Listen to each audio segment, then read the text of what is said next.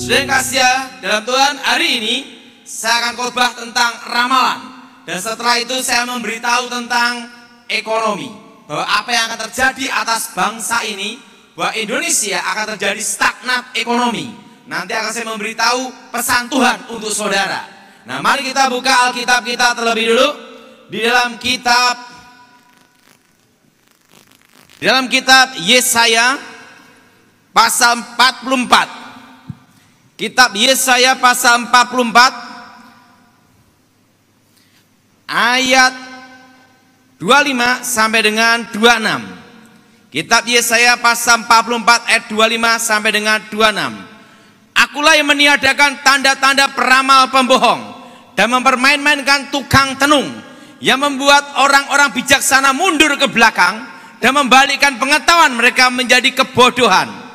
Akulah yang menguatkan perkataan hamba-hambaku dan melaksanakan keputusan-keputusan yang diberitakan utusanku, yang berkata tentang Yerusalem, baiklah dididami, dan tempat kota-kota Yehuda, baiklah ia dibangun, aku mendirikan kembali reruntuhannya. Saudara yang kasih dalam Tuhan, dikatakan tanda-tanda peramal pembohong. Alkitab berkata peramal-peramal pembohong. Apa bedanya nubuatan dan ramalan? Beda. Nubuatan adalah memberitahukan masa yang akan datang dan pasti terjadi. Ingat saudara, arti nubuatan adalah memberitakan masa akan datang dan pasti terjadi. Pasti apa saudara? Terjadi. Nah, beda dengan ramalan. Ramalan adalah memberitahukan masa yang akan datang, tetapi ingat, belum tentu terjadi. Maka Alkitab mengatakan Tuhan menyampaikan firman para nabi, yaitu para nabi bernubuat. Artinya memberitakan masa akan datang yang pasti terjadi. Nah, kalau ramalan itu adalah memberitahu masa akan datang dan belum tentu terjadi. Itu bedanya adalah. Nah, saudara, apa itu ramalan? Sebelum saya bertobat, saya belajar ramalan dari nenek saya. Kakek saya ilmu putih, nenek saya ilmu hitam. Lahirlah saya abu-abu. Nah, disitulah saya diajar bagaimana cara meramal. Dan disitulah terbuka suatu rahasia ramalan. Bahwa ramalan yang bicara pribadi pasti tepat.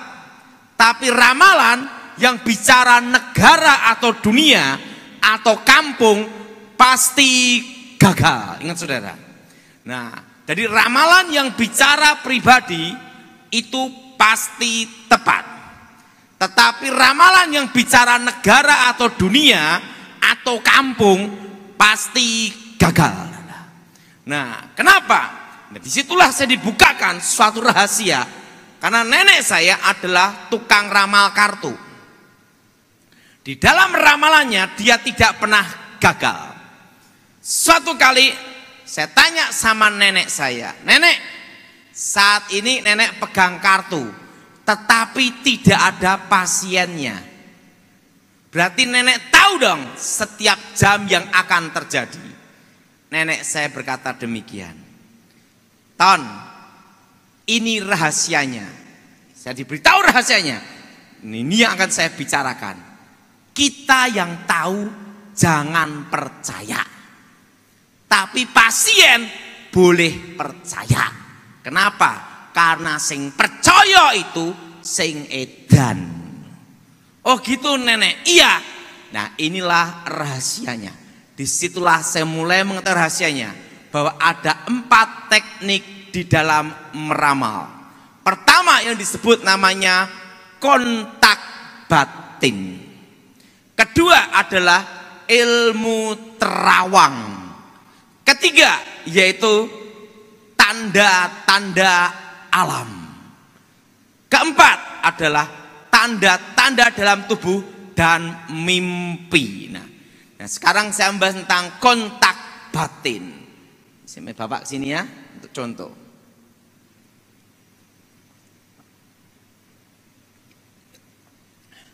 Seorang dukun pasti akan gunakan teknik pertama ini untuk meyakinkan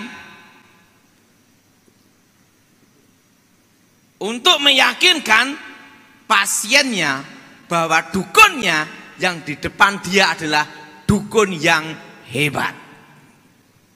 Contohnya gini, misalnya Pak Bejo datang ke saya, langsung saya ngomong, Pak Bejo, saat ini engkau baru sakit ambeien, saat ini kamu dikejar utang dan mau bangkrut, dan istrimu pun saat ini baru sakit di rumah sakit.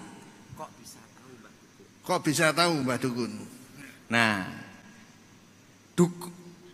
dukun akan gunakan teknik yang pertama ini untuk meyakinkan bahwa yang di depan dia adalah dukun yang hebat, tukang ramal yang hebat.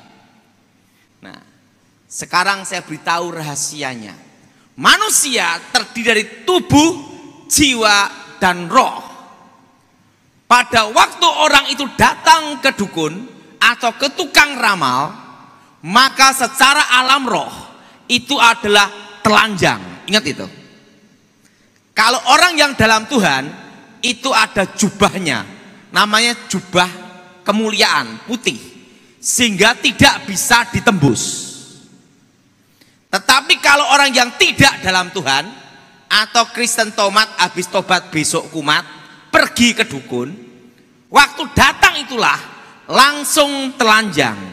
Waktu telanjang itulah secara alam roh, rohnya saya dukun masuk ke rohnya dia berbicara. Walaupun mulutnya tidak bicara, tapi bisa saya tanyai rohnya, kamu baru ngapain saat ini?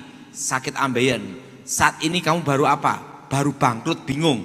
Sekarang istrimu bagaimana? Rumah sakit. Yang ngomong siapa?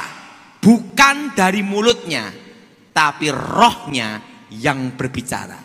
Dan pada waktu rohnya ini berbicara, akan terjadi namanya transfer spirit.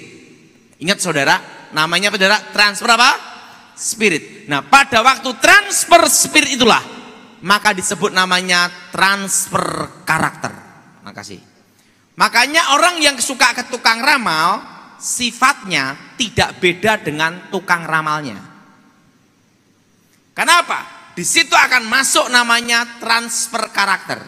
Kalau dukunnya suka berzina, maka yang kena ramalannya dia masuk kontak batinnya, masuk ke rohnya dia, jadi suka berzina. Nah, kalau orangnya tersebut dukunnya itu suka tipu-tipu sana, tipu sini, maka masuk ke karakter pasiennya, suka tipu sana, tipu sini. Nah, itu namanya transfer spirit, transfer roh yang disebut namanya kontak batin. Makanya kalau orang yang suka ke tukang ramal, hidupnya tidak percaya bahwa masa depannya diatur Tuhan. Kenapa? Karena dia akan banyak gelisah dan ada suatu karakter dukun yang akan masuk ke dalam dirinya. Ini yang disebut transfer roh. Makanya saudara yang terlibat ramal-meramal, tukang ramal harus dipatahkan kutukannya. Nah, kalau dukunnya itu kena kutukan bangkrut, miskin, maka ingat saudara, yang datang ke tukang ramalnya miskin juga kayak dukunnya. Kenapa? Itu adalah kontak batin. Apa saudara? Namanya apa? Kontak apa? Kontak batin. Nah, dukun akan gunakan teknik yang pertama. Nah, teknik yang pertama ini akan berakibat transfer spirit. Dan pada waktu transfer spirit, maka akan terjadi apa yang terjadi atas dukunnya akan ke pasiennya. Namanya roh dengan roh yang disebut kontak batin. Kalau dukunnya rumah tangganya ribut, istrinya 5, maka pasiennya nanti akan rumah tangganya hancur. Karena sudah kemasukan sifat karakter dukun itu. Nah, dukun akan gunakan teknik yang pertama ini yang disebut kontak batin. Untuk meyakinkan pasiennya bahwa yang di depan dia adalah dukun yang hebat. Ini yang ketawa-ketawa kesenyum kelihatannya pernah ngalami itu. Nah, harus bertobat. Nah, yang kedua yang disebut namanya ilmu terawang. Nah, perlu tahu orang yang tidak percaya Tuhan kalau kehilangan mobil minta tolong ke dukun untuk diterawang dan mobilnya ketangkep. Tapi dukunnya sendiri kehilangan mobil, lapor polisi. Kenapa tidak gunakan ilmunya sendiri untuk menangkap penjahatnya? Karena ada harga yang harus dibayar. Sebelum saya bertobat, saya diajar nenek saya ilmu terawang. Disitulah saya tahu rahasia bahwa di dunia alam gaib itu ada namanya rekaman-rekaman apa yang diperbuat manusia. Alkitab berkata bahwa iblis adalah pendakwa, penuduh. Seorang pendakwa, seorang penuduh pasti punya namanya barang bukti. Nah, di alam roh itulah saya baru mengerti bahwa alam roh itu ada namanya 3 alam. Yang pertama adalah alam nyata, yang kedua adalah alam bayangan, yang ketiga adalah alam roh sebenarnya. Di situ seperti lautan kaca, seluruh dunia bisa terlihat. Di situ saya lihat lautan kaca, dan disitulah rekaman-rekaman apa yang diperbuat manusia. Nah, makanya dukun itu kalau pasien datang pertama akan memberitahu masa lalu. Karena itu ada rekamannya semua, apa yang terjadi masa lalu.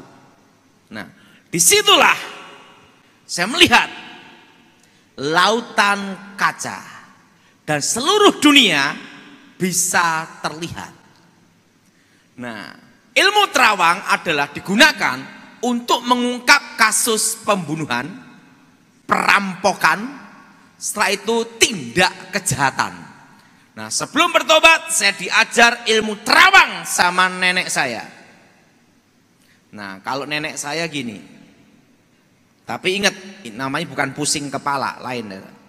Gini, langsung gini, syas, kelihatan siapa pencurinya, perampoknya, ada di mana, pasti ketangkap. Nah, kalau saya dulu gini, langsung kayak ada layar gitu, ses. Nah, kalau di dunia nyata itu ada namanya CCTV. Tapi di alam roh itu bukan CCTV. Seperti CCTV tapi bukan CCTV. Rekaman-rekaman apa yang diperbuat manusia.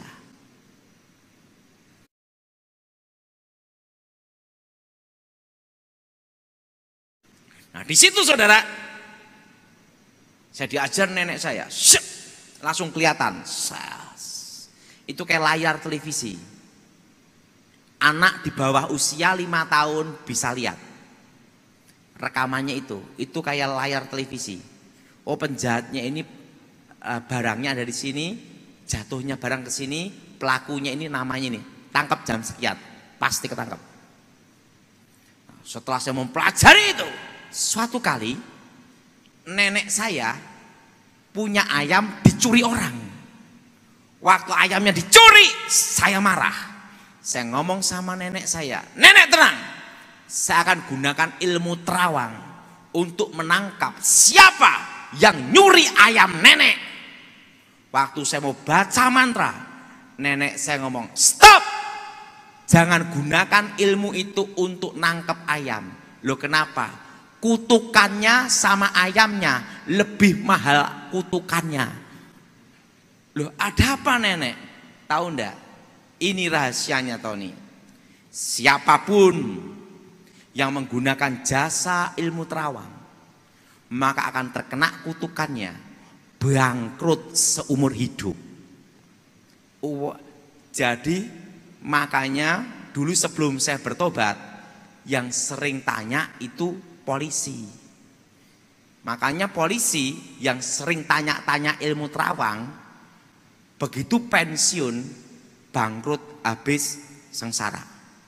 Tapi kalau polisinya tidak pergi ke dukun, tidak cari-cari pakai ilmu terawang, dia pensiun pun tetap kaya, berharga di hadapan Tuhan, dan diberkati Tuhan. Itu kalau polisinya tidak minta-minta ke dukun. Tapi kalau minta-minta ke dukun, jasa ilmu terawang, pasti akan ngalami itu.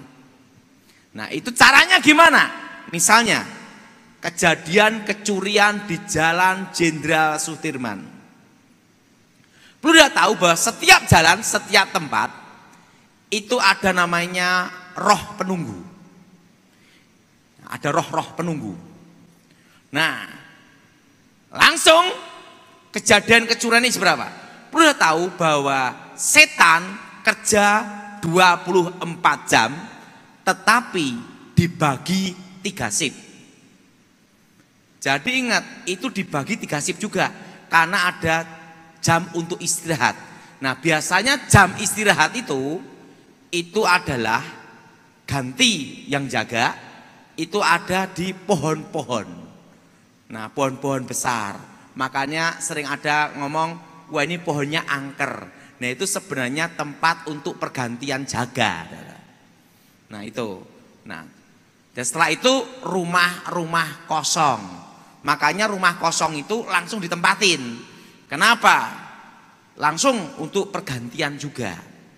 Makanya ada rumah angker, ada namanya pohon-pohon keramat. Itu sebenarnya tempat untuk pergantian. Nah, setan kerja 24 jam dibagi 3 shift. Nah, misalnya kejadian perampokan di bank di Jalan Jenderal Sudirman. Harus tahu jamnya itu, jam 9 pagi. Nah, langsung pasien datang ke saya. Saya sebagai dukun sebelum bertobat, saya tanya dulu, jam berapa perampokannya dan kejahatan itu terjadi. Jam 9 pagi. Oke. Sekarang mintakan tanahnya di sana.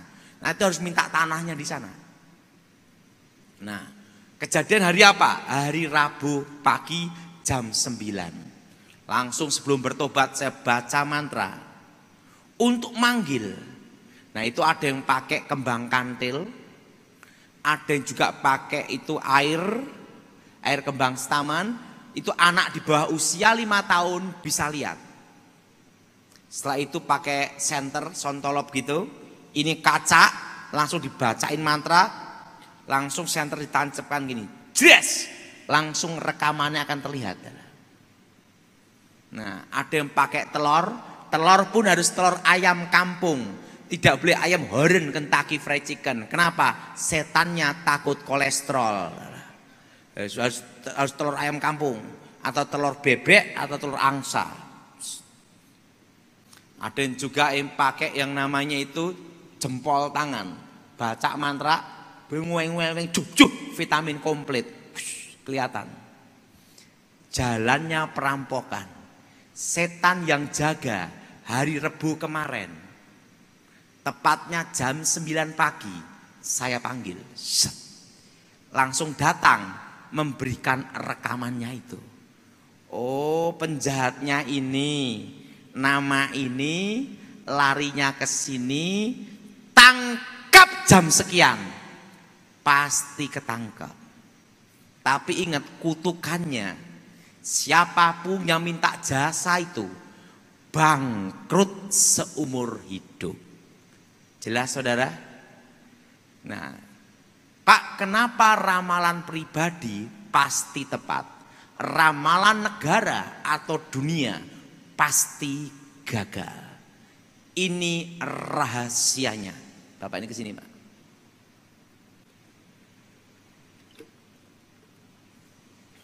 Ini rahasianya. Semua ramalan yang bicara pribadi pasti tepat. Ramalan negara dunia pasti gagal. Nah, pada waktu dia datang ke saya sebagai tukang ramal, maka secara otomatis dia menyerahkan dirinya.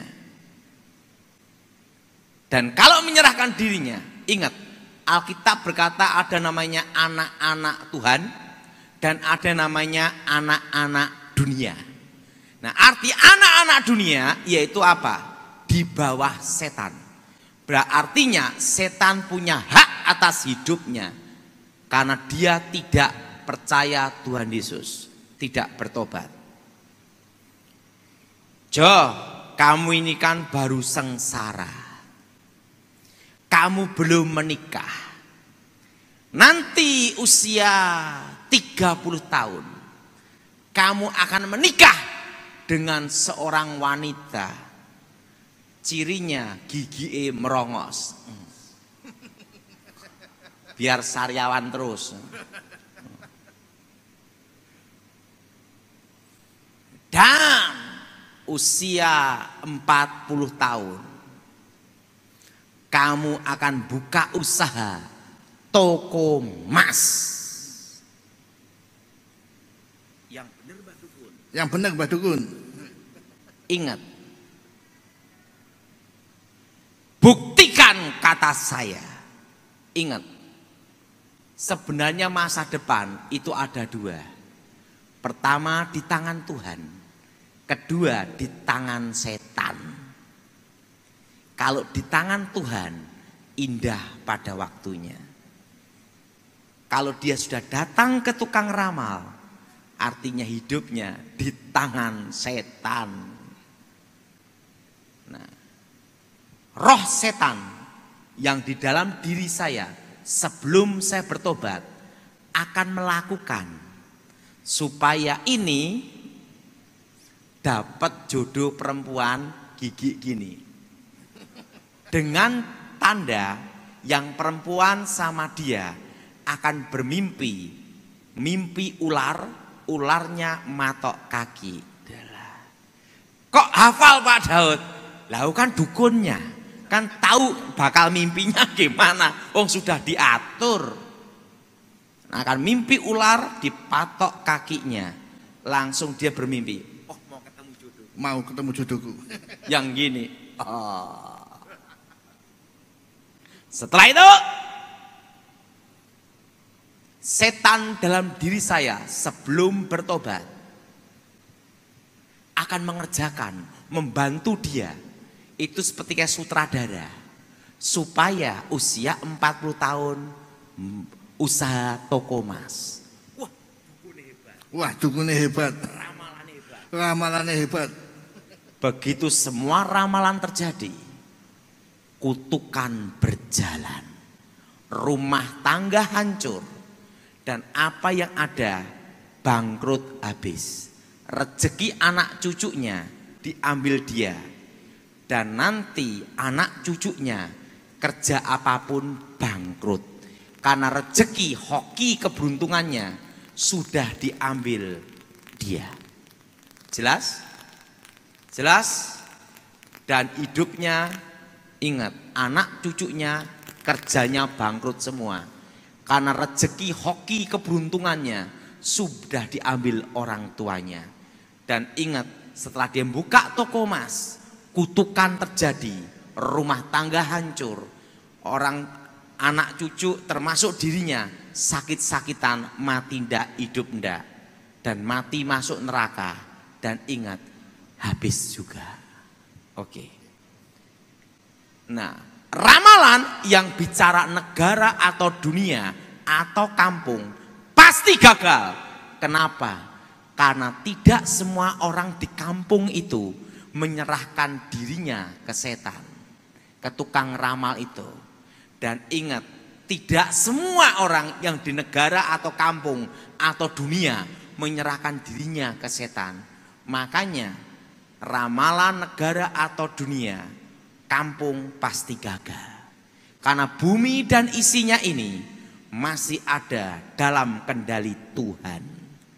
Contohnya ramalan tahun 2000, jam 00 milenium akan terjadi kekacauan di seluruh dunia. Tidak terjadi. Betul? ramalan suku Maya akan terjadi kiamat tahun 2012 gagal. Betul? Betul? Karena tidak semua orang yang di dunia menyerahkan dirinya ke setan. Makanya ramalan yang pribadi tepat, ramalan negara atau dunia pasti gagal.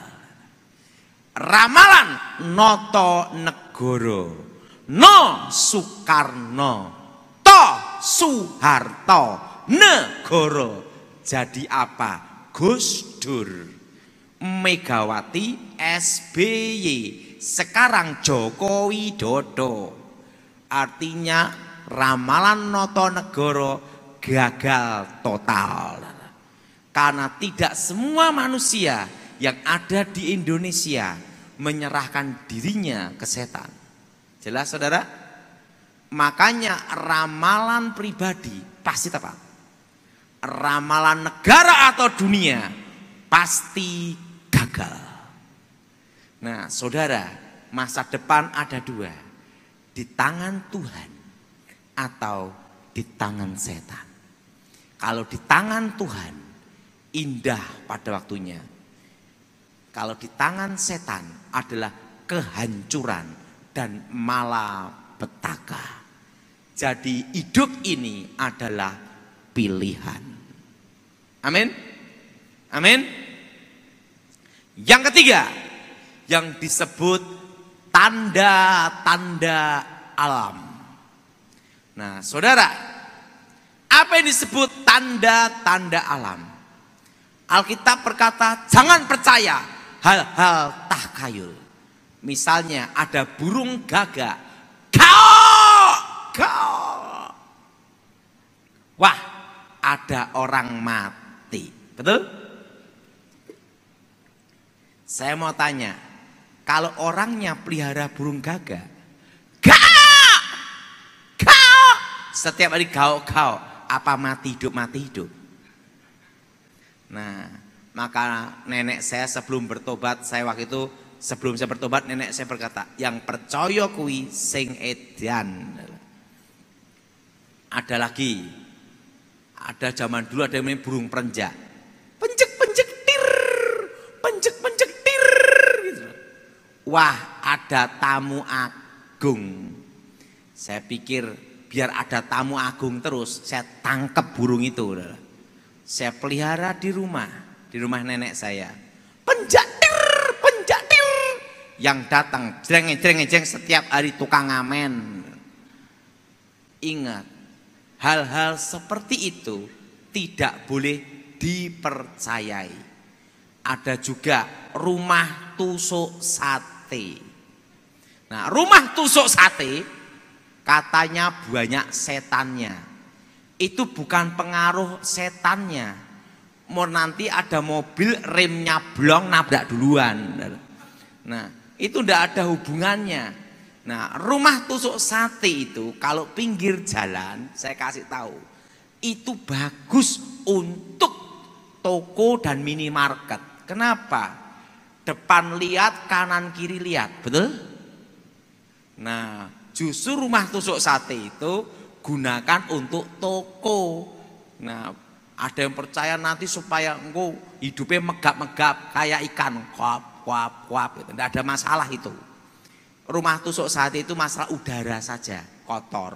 Ya kasih aja kaca, nabrak munter karena kan tidak ada masalah. Nah, ada lagi, jangan pelihara ikan di dalam rumah.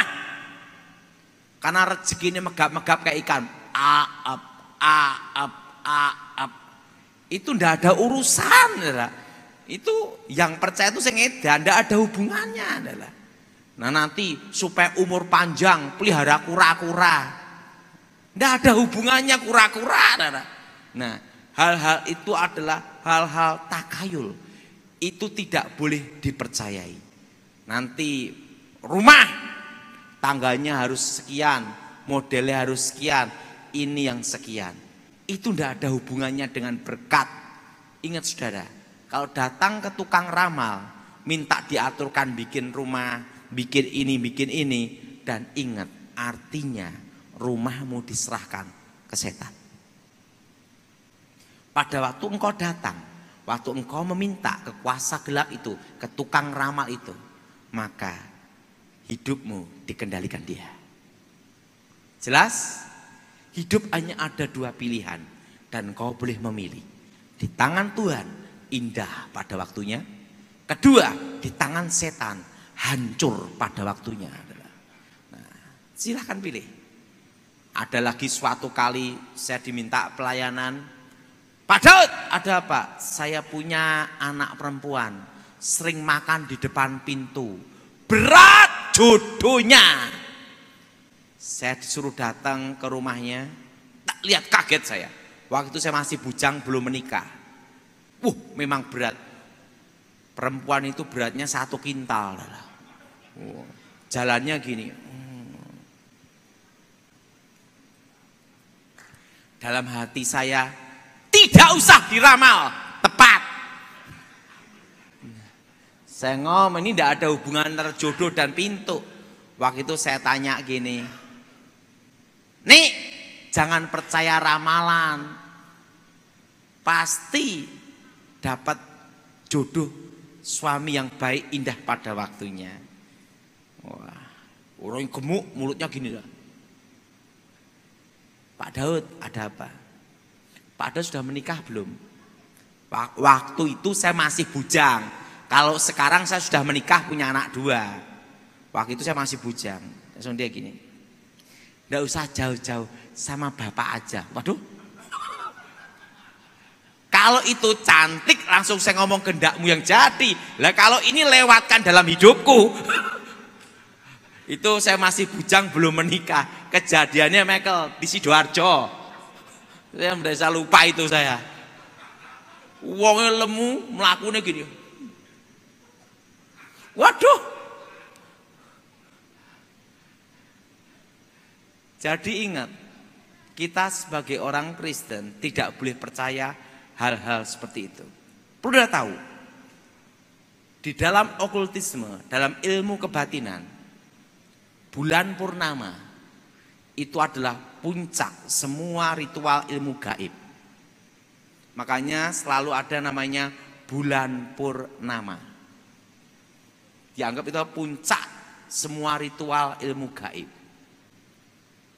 Makanya segala sesuatu kekuatan gaib itu berhubungan dengan bulan purnama. Mana ada yang tanya Michael ya? Nah itu jawabannya. Nah, jadi, kenapa ada namanya ritual-ritual itu selalu hari Jumat? Karena hari Jumat adalah hari ke-6. Hari ke-6 Tuhan menciptakan manusia segambar serupa dengan Tuhan. Dan hari yang ke-6 pula Tuhan memberkati manusia dengan berkat masa depan. Beranak cuculah, kuasai bumi. Nah, lawan dari Tuhan adalah setan. Maka setan gunakan kutuk hari ke-6 untuk mengikat manusia dengan kutuk kemiskinan, kehancuran, malapetaka, kesengsaraan, kutuk masa depan. Sehingga ritual kuasa gelap selalu hari ke-6 Jumat. Artinya lawan dari berkat adalah kutuk dan lawan dari kutuk adalah berkat. Artinya berkat adalah kata-kata yang memberikan kehidupan, keselamatan, kejayaan, keabadian, kelimpahan, hidup yang kekal, kemenangan. Nah, kalau kutuk ada lawannya, yaitu apa? Kata-kata yang mengikat, yang menyebabkan penderitaan, kesengsaraan, kehancuran, malapetaka, sakit penyakit, kematian abadi. Itu namanya kutuk. Nah, jadi yang ketiga, kalau saudara percaya tanda-tanda alam itu dan saudara datang ke tukang ramal dan meyakini itu, maka setan akan mengendalikan hidupmu. Hidup hanya ada 2 pilihan. Mau di tangan Tuhan atau di tangan setan. Jodoh juga ada 3. Jodoh di tangan Tuhan, jodoh di tangan manusia, dan jodoh di tangan polisi. Nah itu adalah. Nah, artinya apa? Digerobyok suruh nikah. Betul? Digerobyok suruh nikah di tangan polisi namanya. Nah, tapi di tangan Tuhan indah pada waktunya. Amin. Nah, yang keempat, Jadi ingat, siapa yang mempercayai itu, ramalan pribadi pasti tepat. Karena apa? Setan akan mengendalikan hidupnya. Yang keempat, yaitu tanda-tanda dalam tubuh manusia. Perlu tahu, ada namanya garis tangan. Ini, kalau nasib dan takdir manusia tergantung di telapak tangan. Saya mau tanya, kalau tangannya kebakar gosong, apa masa depannya hilang? Atau kedua tangannya buntung, apakah masa depannya hilang? Ingat saudara, kalau hari kelahiran, weton, sio bisa mempengaruhi jalan hidup manusia, maka yang berkuasa adalah dokter. Michael ya, betul nggak? Mau lahir weton apa? Program, betul? Operasi cesar, betul? Atau program KB direncanakan tahun berapa, sio apa? Ingat, nasib dan takdir manusia tidak terletak di telapak tangan dan di hari kelahiran. Nah, dulu sebelum saya bertobat kan diajari, hati-hati kalau kamu ketemu seorang perempuan yang jalannya gini, bokongnya megol-megol terus, itu bahaya. Perempuan yang tidak puas dengan nafsu, tukang selingkuh. Tapi buktinya jalan detek gini selingkuh ya banyak. Tidak ada hubungan. Ada lagi, hati-hati dengan wanita sikil gebuk maling, kaki penggebuk maling. Yaitu apa? Kaki kesebelasan, bodi kebapaan, wajah keibuan. Kaki besar lurus. Itu pasti tipe seorang istri yang ingin menguasai suami, mengendalikan suami. Buktinya yang kakinya kecil-kecil lurus-lurus juga mengendalikan, malah menguasai suami juga banyak, betul? Itu tidak ada hubungan. Nah, yang mempercayai itulah yang akan terkena kutuk. Artinya dikendalikan sama setan. Ingat, ramalan yang pribadi pasti tepat. Artinya apa? Setan yang akan mengatur hidupnya. Dan kalau setan yang mengatur hidupnya, hancur pada waktunya. Nah, hidup hanya ada pilihan dua. Manusia diberi kehendak bebas memilih, di tangan Tuhan atau di tangan setan. Jelas? Jelas? Nah, Pak Daud, bagaimana tentang Indonesia? Nah, ini akan saya memberitahu tentang Indonesia. Saya masih ingat, nanti saudara yang streaming ini akan saya beritahu rahasia tentang stagnat ekonomi. Sekarang sudah terjadi stagnat ekonomi, betul? Pada waktu itu saya memberitahu Michael, udah berapa bulan Michael ya? Januari ya. Januari saya memberitahu Michael akan terjadi stagnat ekonomi. Bulan 6 dan bulan 7. Dan sekarang sudah terjadi. Semua merasakan ekonomi berhenti. Dan bagaimana untuk mengatasi, mengendalikan, dan bagaimana menghadapi. Ingat saudara, kalau kita siap menyongsong matahari terbit, kita harus siap pula menyongsong matahari terbenam. Ingat itu saudara. Dan kalau kita menyongsong matahari terbenam, kita harus siap-siap dulu untuk menghadapi waktu matahari terbenam. Artinya apa? Ya lampu, betul? Betul? Untuk mengantisipasi. Nah, pada waktu saya dipanggil Tuhan ke surga, saya ditunjukkan masa depan Indonesia. Apa yang akan terjadi atas Indonesia, yaitu 25 tahun. Indonesia akan dipulihkan Tuhan. Tepatnya tahun 2023, bulan Januari, setitik terang akan menyinari Indonesia. Artinya setitik harapan. Setitik apa saudara? Itu baru setitik harapan bersinar. terbit atas Indonesia. Nah, di situ Tuhan tunjukkan apa yang akan terjadi atas bangsa itu, bangsa Indonesia. Bahwa nanti ekonomi anginnya akan datang 2018, 2019 dan badainya akan berhenti di 2020. Dan pada waktu 2020 ekonomi akan berhenti, stagnat. 2020 tepatnya bulan 6 bulan Juli menuju 2023 tepatnya bulan Januari, setitik terang dari Tuhan menyinari bangsa Indonesia. Nah, saudara, waktu itu saya diminta ngobrol dan bicara dengan pertama, yaitu ahli ekonomi.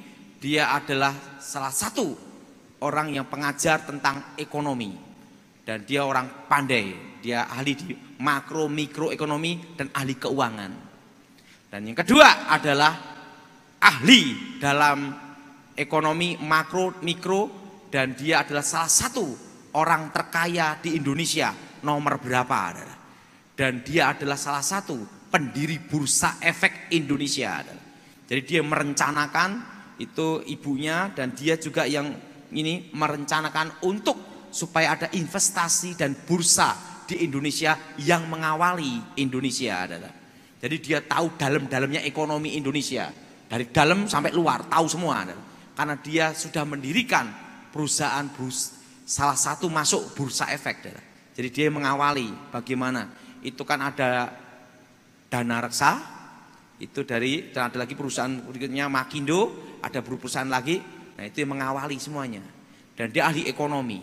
Dia memberitahu saya, Pak Daud, waktu di sorga apa yang Pak Daud lihat, nanti saya akan analisa tentang ekonomi dan nanti akan saya beritahu solusi. Ingat tidak? Kalau kita tahu penyakit tidak ada solusinya, sama aja mati pelan-pelan, betul enggak? Betul?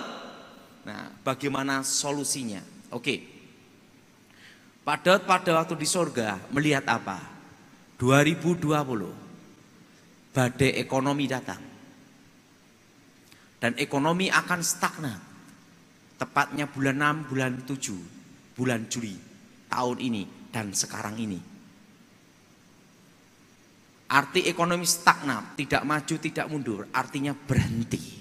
Oke. Sekarang akan saya beritahu tentang makro mikro ekonomi yang akan terjadi. Arti berhenti di sini, daya beli masyarakat turun, deflasi. Sekarang daya beli masyarakat turun semua. Betul? Betul? Itu namanya deflasi. Oke, setelah itu bahwa nanti akan menuju 2023 tepatnya bulan Januari setitik terang datang. Berarti setelah deflasi daya beli turun akan terjadi tahun depan inflasi. Nah, karena nanti secara otomatis mau tidak mau untuk menggerakkan roda ekonomi harus dicetak uang. Dengan dicetak uang masuk ke perbankan. Setelah itu untuk menggenjot ekonomi, maka tahun depan akan terjadi inflasi. Kenapa jadi inflasi? Karena Indonesia masih tergantung impor. Nah, bagaimana cara menghadapi? Dan ingat, untuk menghadapi ini, pertama, hindari investasi non-real. Ingat ya, hindari investasi non-real. Nah, ini kan baru ribut masalah tentang Indosuria, ya, Indosuria ya. Nah, kan itu investasi. Hindari investasi non-real. Ngomong sama sebelahnya, hindari investasi non-real. Jelas? Jelas? Sekarang kenapa harus menghindari investasi non-real? Ini jawabannya. You investasi, uangnya kan digerakkan, diputer. Tapi ekonomi, daya beli masyarakat turun, muternya gimana? ini nanti kalau investasi non real ini yang berbahaya. Jadi kalau menghadapi, ingat, kita ini seperti menyongsong matahari terbenam. Artinya resesi sudah di depan mata. Kalau resesi sudah di depan mata, hindari investasi non real. Siapa yang setuju angkat tangan? Ingat itu. Hindari investasi non real. Nah, dan yang kedua, investasi yang real. Apa investasi yang real? Ingat saudara, tahun depan akan terjadi inflasi. Pegang rupiah secukupnya. Ingat, karena supaya kita makan, minum, dan hidup. Betul? Betul? Pegang apa? Kalau saudara punya uang saat ini, berapapun uangnya, tapi harus diperhitungkan untuk hidup. Kira-kira sampai 2023 Januari. Kita harus siap-siap ekonomi yang bergerak seperti itu. Uang saudara, kalau investasi, belikan yang real. Tanah, barangnya ada, itu tanah. Kedua, emas, barangnya ada, emas. Jelas? Jelas? Emas. Tanah. Investasi yang bakal naik, yaitu apa? Investasi real nyata. Tanah dirampok susah, harus ada sertifikat dan notaris. Betul? Betul? Emas itu sewaktu-waktu perlu tuker. Dia ngomong, untuk ini investasi dua ini aja, emas dan tanah. Kenapa? Saya tanya, kalau dolar gimana? Ingat Pak Daud, Amerika mencetak dolar sesukanya dia. Berarti ini pun akan terjadi inflasi. Jadi yang paling aman adalah dua ini, tanah dan emas. Ingat, kalau mau terjadi inflasi, maka akan diusulkan untuk supaya redominasi, untuk menggerakkan ekonomi. Tapi ingat, ini akan menuju inflasi. Redominasi terjadi atau tidak, tetap inflasi. Itu tahun depan. Dan ingat, harga-harga makanan akan naik semua. Jadi semua harus kelola tanah, seperti sering tak khotbahkan dan saya bicarakan terus sama Michael. Ya Michael? Dan saudara, kita harus siap menghadapi matahari terbenam. Kalau kita siap untuk matahari terbit, berarti kita harus siap menyongsong matahari terbenam. Betul? Artinya saudara saat ini pegang rupiah secukupnya saja. Karena tahun depan inflasi. Kenapa inflasi? Ingat, ini kan dicetak sebanyak-banyaknya untuk menggerakkan ekonomi. Redominasi terjadi atau tidak, tetap tahun depan inflasi. Nah, jadi saudara, jangan investasi non real, investasi real nyata. Kenapa investasi real nyata? Karena nanti pada investasi real nanti yang akan bertahan dan akan naik 2023 nanti. Karena menyeimbangkan inflasi. Itu dia ngomong gitu. Dia ngomong, Pak Daud, ingat, arti stagnat ekonomi bulan 6, bulan 7 adalah penurunan daya beli masyarakat. Artinya deflasi. Untuk menuju tahun depan inflasi, itu pasti. Jadi saudara, kita berdoa supaya Indonesia diberkati Tuhan. Dan Tuhan bicara pada saya bahwa aku memelihara umatku di tengah-tengah kesusahan. Amin. Saudara, pada waktu saya ngobrol sama kawan saya 20 tahun yang lalu, dia ngomong gini, Pak Daud, dikatakan tahun 2020 akan terjadi badai ekonomi. Secara makro mikroekonomi itu dasarnya apa? Dia ngomong gitu. Tetapi sekarang sudah terjawab, Pak Daud, untuk menggoncang dunia, Tuhan tidak perlu memberikan sesuatu yang besar. Tuhan cukup mengizinkan satu setan lepas dari neraka, setan kecil namanya corona, gitu. Itu yang teman saya ahli ekonomi ngomong. Tuhan tidak harus berikan hal yang besar-besar, enggak usah. Cukup Tuhan mengizinkan satu setan, satu apa? Setan lepas dari neraka. Namanya setan corona. Dan ingat, seluruh dunia kacau, betul? Dan ingat saudara, ini akan terjadi deflasi, tahun depan inflasi. Jadi jangan investasi non real, investasi yang real, saudara. Dan jangan utang bank. Kenapa jangan utang bank? Karena tahun ini memang ada kebijaksanaan untuk supaya ekonomi berjalan, sehingga hanya bayar bunga induknya tidak. Ada yang juga bayar induknya tapi sedikit. Tapi untuk supaya apa? Membantu masyarakat. Tetapi kalau bank ngeluarin uang terus sampai tahun depan, bunganya gimana? Kan gitu. Nah, makanya saudara yang ketiga, jangan utang bank. Siapa yang setuju angkat tangan? Karena utang bank nanti resikonya adalah tahun depan. Jelas?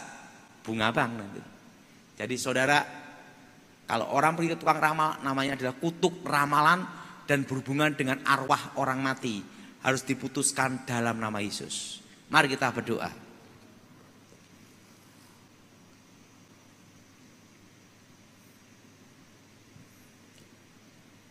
Haleluya. Kita berdoa untuk mematahkan segala kutuk ramalan di dalam nama Tuhan Yesus. Segala kutuk ramalan, kutukan setan, kutuk roh jahat, kami hancurkan, kami batalkan, putuskan dalam nama Yesus. Tuhan berkati yang mendengarkan firman Tuhan dan lawat secara pribadi, dan nama Tuhan dimuliakan. Jamah mereka mendengarkan berita ini Tuhan, supaya mereka kuat dan diberi kekuatan iman, dan nama Yesus dimuliakan. Kerajaan Tuhan datang dan menjadi. Berkati firman-Mu, berkati kami semua demi nama Yesus yang percaya.